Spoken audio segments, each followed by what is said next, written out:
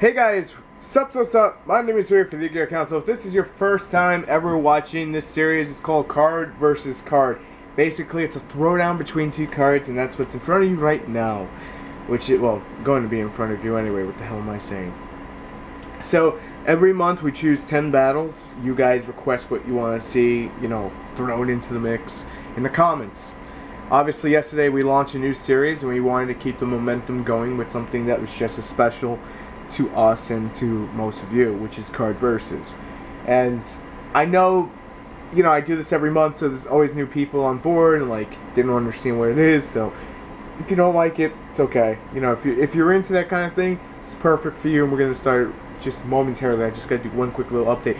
At any point in time, you have something you want to see on Card Versus, you like the layout, whatever, put it in the comments. Just put it down there, and on with the show. That's all I can really say. Ladies and gentlemen, our first battle is a battle of Chaos Dragons. Light Pulsar Dragon versus Dark Flare, and on Card Versus we just don't look at just attack points. We're going to look at the usefulness of both of these guys, and we're going to figure out which one's better. Dark Flare Dragon basically allows you to have a foolish burial by sending a dragon from your hand to the graveyard. And, well, Light Pulsar Dragon, when he's destroyed by battle, you can bring back one Dark Dragon from your graveyard.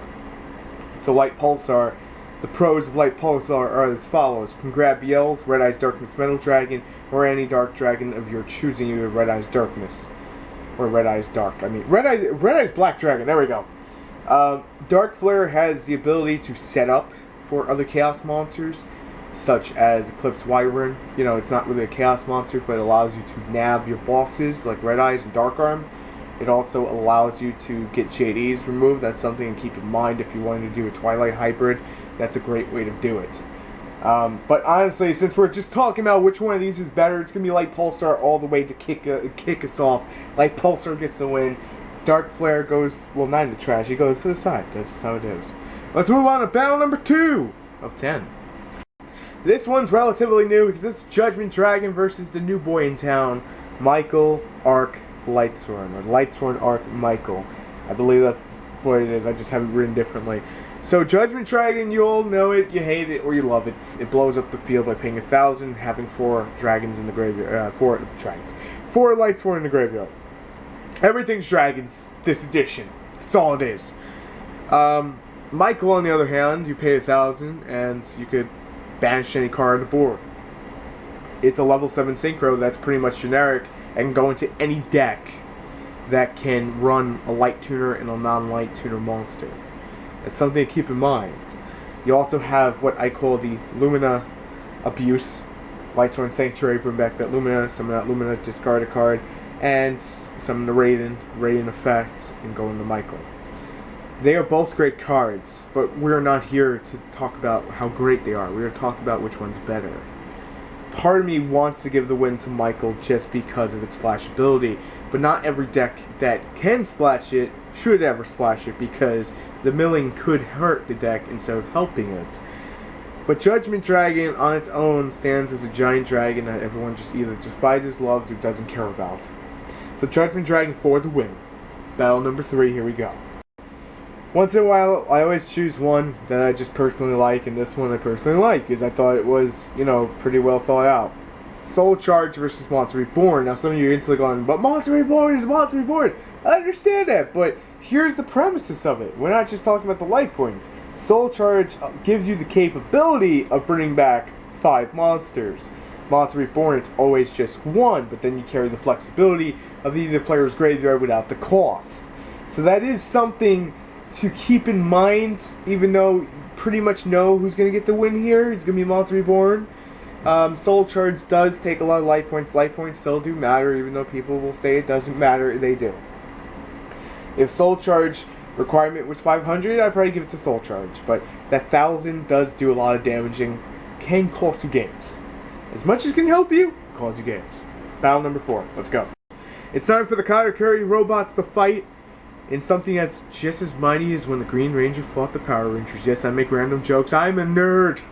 And I'm proud of being a geeky one at that. Jokingly aside. We have one that basically, whenever a Katakuri changes its battle position, will allow you to draw a card. We have one that specials and it allows you to change battle positions. They both work best together. But that's not what we're here for. We're here to know which one's better, Ryu. We're here to know. Well, most of you may instantly think I'm going to just go, the one with more attack points and a higher level. That's not the case here. The case is what it comes down to. Do you like Dragosack more and Big Eye, or do you like Felgrand and the Lancelot that basically allows you to attack for 2,000 direct that one day we will have come to the TCG? So that is something to keep in mind there. But honestly, I'm going to say Bury, the level 7 one, just so we're clear here, the level 7 one, just mainly because it can change battle positions, can change the tide of the game, can help you get out of sticky situations, while Burrito, I believe I'm doing this right. It's the level 8 one allows you to draw. It's good, but it doesn't really do anything to change the board pattern. It just basically keeps you in the same kind of situation, unless you're going for Felgrand or Heretic King. But honestly, I'd probably just put it as a tie, but I'm going to leave it to the level 7 just because.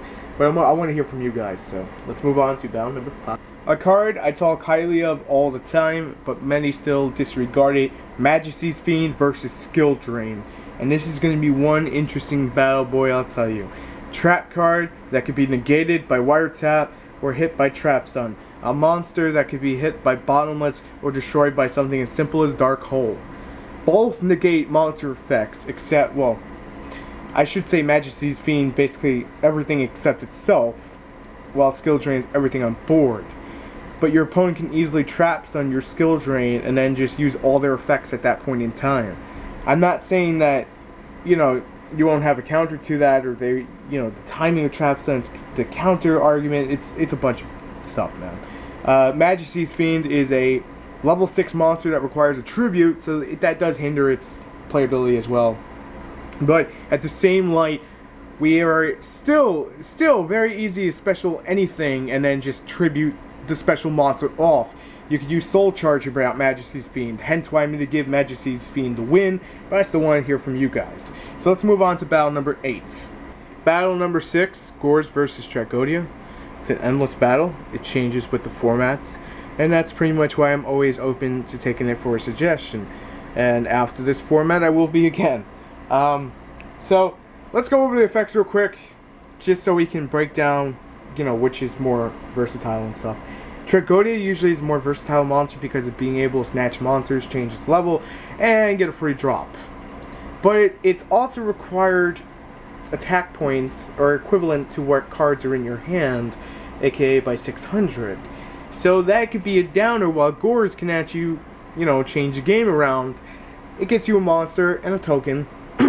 2700 and whatever damage you took will be its attack and defense stats. But at the same time, Gors being so good, you can only be the only thing on the field. Hence why for this battle, I'm going to give Tragodia the win, because Tragodia does not have those silly requirements of it needs to be the only card in the field, it needs to be a loner. Gors is very much a loner. But let's move on to number 7. Okay, hopefully my camera doesn't die when I do this. Goyo Guardian versus Big Eye. This has been a debate between people for a little while, and I think most people will know where this one's going to end up too. Goyo Guardian has to swing, but he's a level 6 synchro, and Big Eye's a rank 7 that is harder to bring out. But as you've seen with most of the meta decks, they can spam it out with ease. You know, it's not that hard. Big Eye doesn't have to attack to take your monster. You can choose any monster on the board and just snatch it up. Goyo has to take it. Big Eye has the flexibility of, if it grabs an Exceed, you get the Exceed material with it. Goyo, you won't get that. So, obviously, hate to sound that way, it's going to be Big Eye. I love Goyo. I wish I could give Goyo the win, but since Goyo won't take the Exceed materials, by those standards, it's just not up to snuff when it comes to Big Eye. So, definitely one I had fun, you know, thinking about, pondering which one was going to get the win. I just wanted to say that. And that was my personal one, if I'm not mistaken. But let's go on to number 6. At battle number 8, we have MST versus Nightbeam. Chapow! Add in sound effects. Our budget wouldn't allow it, jokingly. MST can hit anything. Nightbeam can only hit set cards. MST can be more vulnerable to artifacts, and that's just a big thing right now. And Nightbeam it just goes, you listen here, you're not activating, you go away. Enough said. Nightbeam is great but so is MST, but MST is the better of the two. So obviously, I just gave away the victory to MST, and I'm sorry to cut that short, but that's just how it is. MST for the win. But you guys in the comments, let me know if you think MST or Night Beam's better. And let's move on to battle number 9. Okay, the semi of the last. Number 9. Mind control versus brain control. Do I want to take your brain or do I want to take your mind? If I take your brain, it's all slobbery. If I take your mind, I'm getting deep into your dark memories. Sounds kind of weird. Mind control allows you to nab any monster on the board, but you cannot synchro. Whoa! What am I saying? You cannot tribute it, but you can synchro or exceed with it. So this card obviously has gotten much better over time. At one time, it was thought to be crap. Brain control. You have to target a face-up monster and pay 800 light points to snatch a monster. These both are under the categories of, hey, look at me, I'm Goryo Guardian. Hey, look at me, I'm Big Eye. Hey, look at me, I'm Change Your Heart. It's always something in the game that has to be stealing monsters, right? Always has to be. Brain control, some of you are instantly going, but that's brain control. You know, it's broken. You could do everything with brain control. You could tribute a monster with brain control. And that's true, but let's look at right now. Would you really honestly tribute a monster with most of the decks out there? No. Mind control is going to get the win, though. Why? Because synchro and exceeds are still a thing, and pendulums haven't fully taken off yet, and pendulums don't care about either one of these. Just saying. But let's move on to the final battle, which is going to be a battle of stall. It's the final battle. Okay, that's enough of that. Wabaku versus Threatening Roar. Do I want to roar at you, or do I want to just allow you to attack while I take no damage? Wabaku is one of the oldest cards in the game's history, while Threatening Roar came much later. But I'm gonna, again, make this pretty quickly. Just sum it up real quick. Threatening Roar is 10 times better, and the main reason is, and some of you are gonna hate me for saying this, is GP still exists. Not allowing your opponent to attack basically keeps you safe. Some monsters get the benefits through their attacks. Some monsters don't care. They won't get the benefit regardless. Wabaku's great, but Threatening Roar is better. The only thing with Threatening Roar is you have to use it at this, like, right before the battle phase was, you have to use it main phase 1. The thing with Wabaku, it can be used at any which way time. So the timing is much better with Wabaku, but Threatening Roar for the win. Finally, I just want to quickly say thank you all for watching this. And thank you to basically everyone who's helped me behind the scenes edit this video, film this video, and, well, come up with the production cues for this. We will come back with another card versus card in August. And we hope to, we really do hope that you guys in the comments will leave some suggestions for the next card versus card and have a little fun with it. It could be any 2 cards. You can even put 3. But if you put 3, it's going to take a little more time to set that up because I like just to edit it, and half the time when I do card versus card, it's a 3-day process. Just saying. Finally, if you enjoyed the video, if you did, hit that like button, subscribe if you haven't, and you enjoyed this video, and my kookiness, my real kookiness. That's actual card, and I will catch you on the next video as always. Oh yeah, deck requests, leave it in the comments below. Camera's dying, I'll see you on the next one. Peace.